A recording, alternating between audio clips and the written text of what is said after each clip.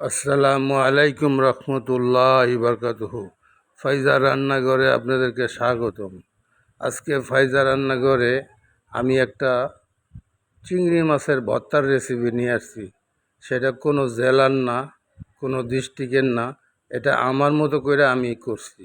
আপনারা দেখেন কিভাবে করছি। আমি সবজিগুলার বিচি মিচি অনেক সময় ফালাই দিছি, আবার কচি বিচি হইলে নিয়েই নিছি। হ্যাঁ, তো ভাই আমরা তো সবই পারি। বিমান বানাই কিন্তু ইমান বানাইতে পারি না, কামান বানাই কবরের সামান বানাইতে পারি না। এই জন্যে ভাই আপনাদের কাছে দোয়া করি, দোয়া চাই, মাপ করি, মাপ চাই। দুনিয়া ক্ষণস্থায়ী, আখেরাত চিরস্থায়ী। এই যে দেখেন মোটামুটি আমার এই যে কাটাকাটি শেষ হয়ে গেছে গা। আমি এখন ব্লেন্ডারের মধ্যে সব কিছু দিয়ে দেবো। আমি দুইটা মানে টমেটো নিছি, দুইটা পটল নিছি, দুইটা ঢেঁড়স নিছি।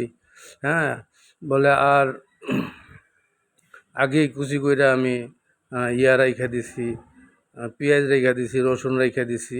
এই যে আমি দেখেন ব্লেন্ডারের মধ্যে সবজিগুলো দিয়ে দিছি, লগে চিংড়ি মাছও দিয়ে দিছি।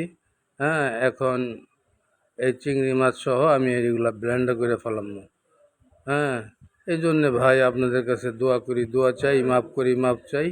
দুনিয়া ক্ষণস্থায়ী, আখেরাত চিরস্থায়ী।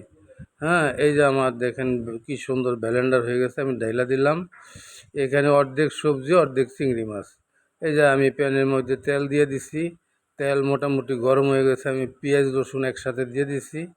আমি যে পাশে ধনিয়া পাতা রাখছি, আমি হালকা একটু আপনার মাছের মশলা আমার বানানো আছে, আমি একটু হলুদ দিব আর মাছের মশলা দিব আর পরিমাণ মতো নুন দিব।